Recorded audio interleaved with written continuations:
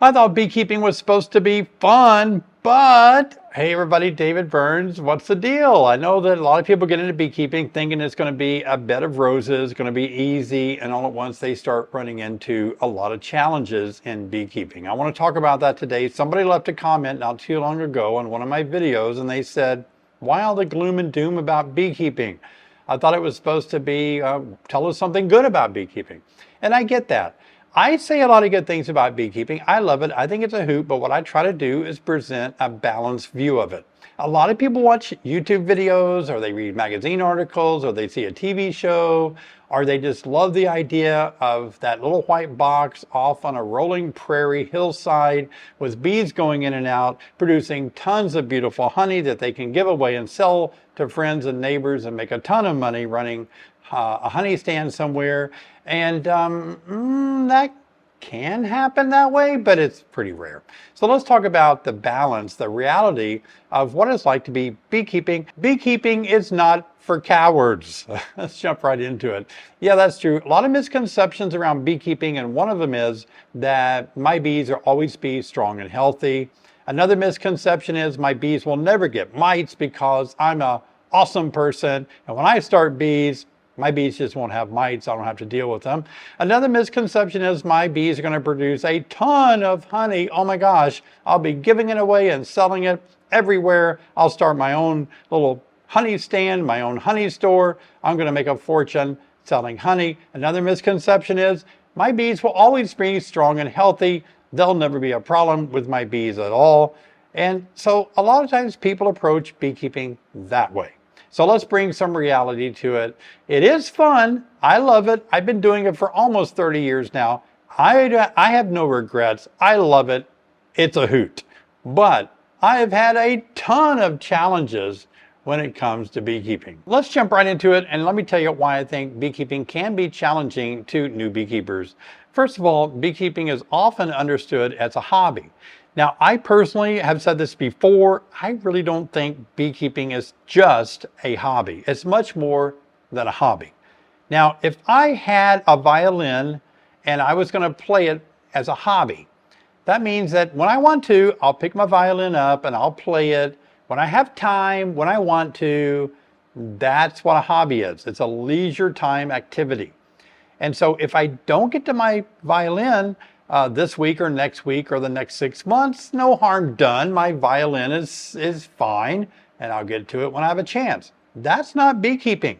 If you go weeks and months without looking at your bees or tending to your bees, they're not going to be the same when you look at them again.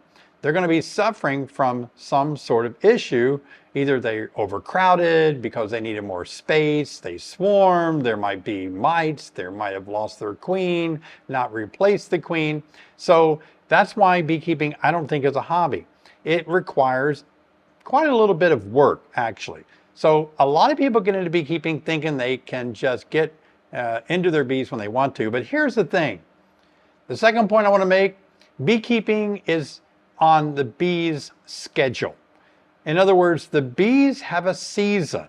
In the spring, they start to expand. They swarm. They produce a new swarm. They usually replace their queen during that swarming time. And there's just a lot of things that happen in the spring. You have to give them more room to put more honey supers on.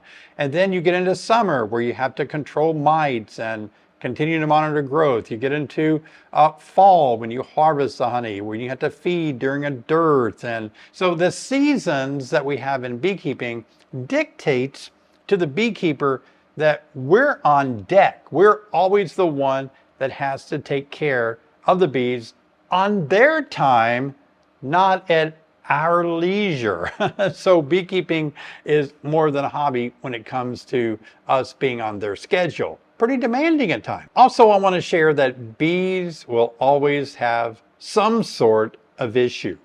Now, in triage, like if you go to the emergency room, when patients come in, they actually are categorized based on severity of illness or problem that they have. And so if somebody comes in experiencing symptoms of, let's say, stroke or heart attack, those are going to be moved up to the top because it's more urgent. than the person that might need 2 or 3 stitches and a cut finger or something. And so in the same way, triage should happen in beekeeping. If you have more than one hive, let's say you have 5 hives or 10 hives, then all of those hives out there essentially are in the emergency room. They are in need of something. They need your attention. Now, they may not have the severity of being so bad off they're going to die in a week. Some might, but most of them probably just need fed. They might need a queen replaced. They might need a beetle trap, some way to cut down on small hive beetle. They might need some mite treatments. But when it comes down to it, beekeeping means that our hives are not trouble-free. Our hives always demand something from us, some type of attention. Now, sometimes you can open a hive up and go, oh my gosh, perfect. Brood looks good, everything's great, they're trouble-free. But for the most part, all of our bees are in need of something from us at all times. Which brings me to the point that our bees are always in some type of trouble. Now, the trouble that they're experiencing may not be in the box. In other words, it could be a dearth. So right now there's just nothing out there. It's slowed down here in Illinois. We don't have a lot of things available for the bees to bring in. So they're eating through their winter stores. They're not raising much brood during a dearth. And so it's not something going on bad in the box. I mean, technically it is. They're getting low on resources, but it's because it's an environmental problem that's affecting our bees. But then there are problems in the hive. Let's say right now in the months of July and August, our bees are going to be experiencing a greater growth in mites and small hive beetle in warmer weather and heavily populated colonies. Mites and beetles explode. And so there again, we get to the place where our bees are in trouble and they do need our attention. Now, another misconception that people think that their hives are so great and that they'll never get stung. And I'll tell you what, that's wishful thinking. It really is. You can buy a bee suit, gloves, you can use duct tape, and you can avoid, I would say, 99.9% of stings if you really go out of your way to duct tape every hole, every little space that a bee could get in your suit or your boots or your gloves or your whatever. Yeah, but you just got to know that you're working a beehive and they all have stingers. So if you're getting into beekeeping, just be aware, a pretty good chance that you're going to get stung. So please be safe. If you're unsure if you've got an anaphylactic reaction to bee stings, play it safe and take all the necessary precautions because you're going to get stung. Now, even if you don't have an anaphylactic reaction to being stung, it's still pretty common to get stung. If you're like me, you've seen videos where I work without gloves. Just the last video that I made, I was working the new keeper's hive, got stung on the finger. And you can watch that video and see how I think you're supposed to react, or at least the way I did. I didn't throw the frame up in the air and take off running. I just said, oh, I got stung on the finger. And you can watch me slowly put the frame down on the ground. And then I slowly got my hive tool and removed the stinger as quickly as possible. I removed the stinger the correct way. There's a horribly wrong way to remove a stinger. Be sure and watch that video. So we are going to get stung. That is a misconception that we'll never get stung. Now, another misconception is that, we're going to have excess honey and give it away to everybody.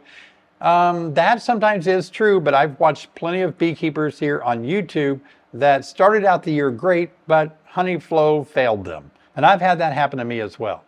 And so, but this year I've got honey coming out of my ears. Can you see it? Is it coming out of both ears? I mean, really, there's so much honey out there today, this time of the year. I'm trying to harvest it as fast as I can, but it's more than I can do. Yeah, so this honey came to us. We had a live stream audience last Saturday, and Corey and Jesse gave me a bottle. They came all the way from Virginia to be on the live stream, in the live stream audience. So we always want bottles of honey like this. I mean, this is what we hope our bees will produce a lot of, and they can. But that first year, it's pretty rare. It does happen. But just be prepared that sometimes your bees will overwhelm you with all the honey they produce, and other times they will underwhelm you with what's the deal? Why aren't you making any honey? One of the things I like most about beekeeping is it requires me to use a lot of the skills that I already had before I became a beekeeper. Now, I didn't have all of these skills. The first one is we have to be a weightlifter. I have had seasons where I did lift weights, especially when I was younger. You know, how much can you bench press and all that? I did a little bit of that, not so much anymore. But you have to be a weightlifter because you're lifting 60, 70-pound boxes on every inspection. You're moving supers off. You have to have a strong core, a strong back, strong arms, and there's just really no way around it, especially if you're running only Langstroth hives. Now, if you're running like a Layens hive or horizontal Langstroth hives, hives that are more horizontal, they're not stacked in boxes, there's no lifting. You open the lid, they're all pretty much at waist level, and away you go. Although I'm running several of those kind of hives right now, and I will say they present kind of more challenges than I like. They really do. I'm just kind of used to Langstroths. So I would kind of rather just cowboy up and muscle up some boxes around because I do like the way a Langstroth hive operates. But if you really are suffering from back pain, you just can't pick those boxes up, yeah, you need to consider a horizontal hive that's about at waist level. That's going to make everything a lot easier, and you can overcome the challenges of overwintering, for example, and feeding and all that of these horizontal hives. You have to become a chemist. I mean, there's a little chemistry in feeding your bees, a little bit of chemistry in understanding the moisture level in honey, a little bit of chemistry in knowing how to treat hives, how you mix maybe the acylic crystals, the proper measurements of that, the temperature of vapors, vaporizing the crystals, treating your hives with acylic acid. You have to know about reading the labels on all the treatments if you choose to go that way with Formic Pro, 1 pad, 2 pads, you know, Apigar. There's just a little bit of chemistry that you're going to need to know in dealing with your bees and feeding them, the ratios of sugar and water and additives and so on. You have to be a chemist. Beekeeping isn't for cowards. That's what I named this video. It's really not for cowards that people shy away from things like this. You have to be a biologist. Now, you don't have to be a degreed college graduate biologist, but you got to know a little bit of biology about bees. You got to know things like when a bee does things at their different ages, that's going to help you a lot understand bees. Understanding the age of brood when you see it, how old is that larvae? Is that a capped over pupae? What is the cycle of your mites, the cycle of your small hive beetles? There's biology involved in beekeeping. And the more you know about bee biology, wow, the healthier and more fun you're going to enjoy your beehives. Next, we have to be a botanist. And that means we have to look at our honey and taste it and say, aha, that came from clover. This didn't because it's not the color and clarity of clover honey in my area. This is something different. I'm looking forward to tasting it. But you can tell sometimes what types of flowers are blooming at what period of time that your bees are bringing that in, and then you harvest it shortly after that. You know what kind of nectar source that came from. But you have to know botany. It helps you to know what's available at different times of the season, especially when you get into summer and fall. You know, and if you live in an area where you don't have a good nectar flow in the fall, well, then you know the botany tells you that, uh-oh, I need to feed my bees in the fall. Because if I don't feed them in the fall, they're going to starve and eat all their winter sources before winter even gets here. By the way, we have winter bee kinds on sale now. They weren't going to go on sale until August the 1st. Sherry hit the button a little early.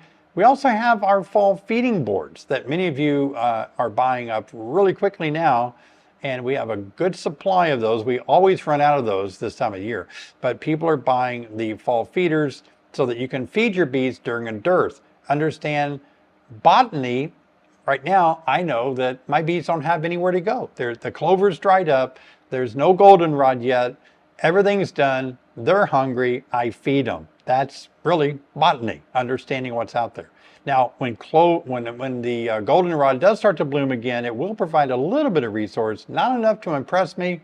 I keep feeding my bees, because if I feed my bees in the fall, this is biology, then I know that they're going to raise more bees of winter physiology that live 4 to 8 months. And so that means that's going to help me a lot get bees into next spring by having a lot of bees of winter physiology, because I fed them in the months of August, September, and October, when they should be raising bees. And if you don't feed them, just not going to raise those bees. We also have to be a carpenter.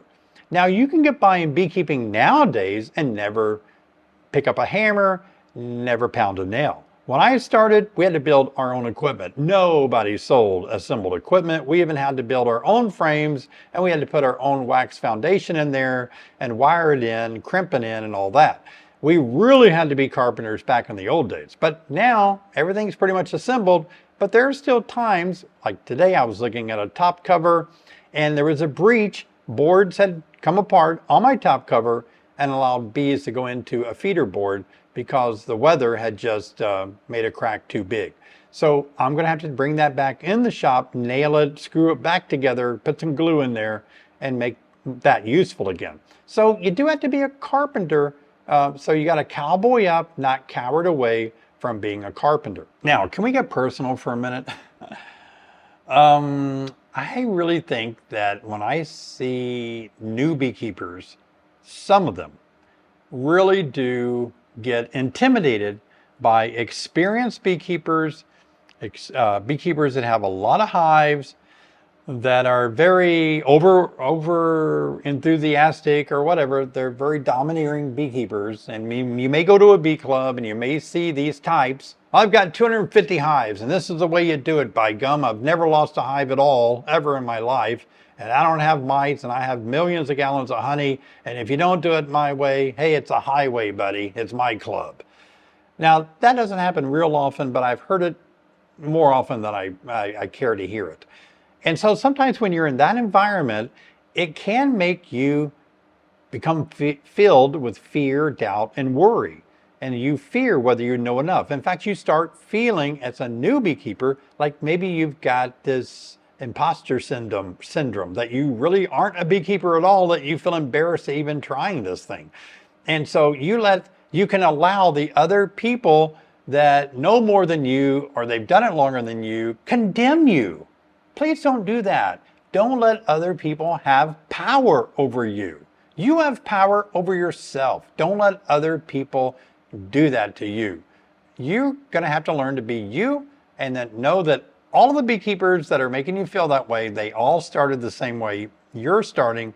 They started not knowing a thing about bees. Nobody's born a beekeeper with the hive tool in their hand at birth. That would be very painful for the mother.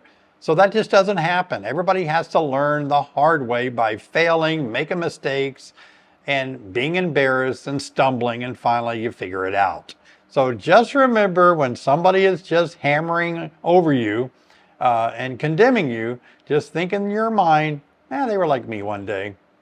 So don't let people have power over you. Next, don't retreat from diving into learning more about bees. It's easy sometimes to say, I'm not a scientist. I can never know these complicated scientific things about bees. I don't understand it. I don't want to know all that stuff. Don't shy away from that. There are a lot of books that are available. Sherry and I wrote a book that I think is very understandable, and yet it gets into a little bit of things that that are science that beekeepers need to know, but we try to keep it very simple. There are a lot of simple books out there. I have a lot of YouTube videos that break it down, I think, in real simple terms. So try not to shy away from educating yourself just because it's science, or just because you feel like you've been out of school too long. That's not true at all. I was 49 years old when I started applying to become a master beekeeper. I was 50 years old when I became a certified master beekeeper. Now, there's a lot of science in passing those 4 rigorous tests to be a certified master beekeeper. You have to know your lab work, microscopic stuff. You have to be able to know all pests and diseases and treatments. You have to know all ins and out parts and pieces, and all of the different things of the honeybee itself, and the anatomy of the honeybee, the anatomy of the hive. I mean, you have to know past history of beekeeping, present history, modern day things, everything about beekeeping you just essentially have to know. And I was 50. I'd been out of college a long time. And so, but I finally nailed it. So don't ever think that you're too old. Don't ever think that you can never grasp these concepts or these scientific terms. Don't give up. Don't shy away from educating yourself. Next, I want to say, when it comes to beekeeping and it comes to your bees, you alone are the best advocate and researcher to really help your bees. That's right. Now, you may have bee inspectors in your area. They're great. Beekeeping inspectors will help you a lot. But when it comes down to it, your beekeeper is not going to be at your house every time you make an inspection. And you love your bees more than they do. I mean, you do. And so you want to keep your bees healthy. So the more you learn, the more you educate yourself, you're going to be the best advocate to really do your own research to find out how to keep your bees healthy and to really help your bees. You're on your bees team, you're helping them. So just remember to educate yourself, to be your bees advocate, and to really be a researcher that can really learn what's going on with your bees. Now, today and tomorrow, I'm working on something that I don't like working on. Boo, I don't. But where I live in Illinois, they use a lot of chemicals for their corn and beans. Now, I've lived here over 20 years and I've never had any bees be affected by my neighboring fields. But I'm working closely with my farmer all the time. And he informed me that he was going to be spraying insecticides this week. So we worked out a deal that he would spray after foraging hours, and he would stay a certain amount of feet away from my hives in case, and the wind's really low, and it looks promising to me, but I'm scared to death that these these chemicals could affect my bees. So I'm the advocate. My bees are not going to talk to him. But on their behalf, I'm advocating for my bees, and I'm working with him, and we're working together. We both appreciate each other a lot. We work together on trying to mitigate any type of drifting of these chemicals into my beehives. So we're trying, and that's what you got to do. You have to be a reasonable advocator for your bees. The next thing I want to say is do not ignore what needs to be done just because you don't understand it. It's easy to say, "Ooh, that doesn't look right. Is that supposed to look like that? I don't know." I think I'm suspicious of that. If you see something that isn't right, doesn't look right, it's probably not right. So don't just ignore it. You're going to have to go ahead and implement everything you can at this point to either call your state inspector, call a friend that's more knowledgeable in beekeeping than you are, or join my mentorship program and send me the pictures. But you have got to have an outlet, a way to rectify these things that you don't know about. Otherwise, you're just going to ignore something that could potentially be a very serious issue and cause your bees to perish. The next thing I want to share with you is never, never, never, never give up. Okay? Never give up. Always stay in beekeeping. It is rumored that about 80% of all beekeepers that start in the spring aren't beekeepers the next spring. They quit. And the reason they quit is for the reasons that I shared early in this video. The misconceptions about everything. It's going to be a bed of roses. I'm going to have all this honey, never get stung, never have mites. It's going to be glorious. My bees are always going to be strong. I'll never, and I'm just trying to bring reality. Beekeeping is fun, but beekeeping is not for cowards. You have to own up, cowboy up, and get a lot of things done. Sometimes working your bees when it's hot. Sometimes treating for mites when the infestation levels are so high, you have to do something. The list goes on. And we have to work on their schedule, so we can't always take a 2-month vacation and ignore our bees. So while beekeeping is fun, it's more than a hobby, and it does take a lot of responsibility. Now, I know that some of you really do want to bottle your honey and you're looking forward to it. This might be the season that you have a lot of honey ready to be bottled. I just made a video if you're brand new to beekeeping, but you have a lot of supers that need harvested. Let me walk through it with you. I've got this video right here from hive to bottle. I'll see you guys over there.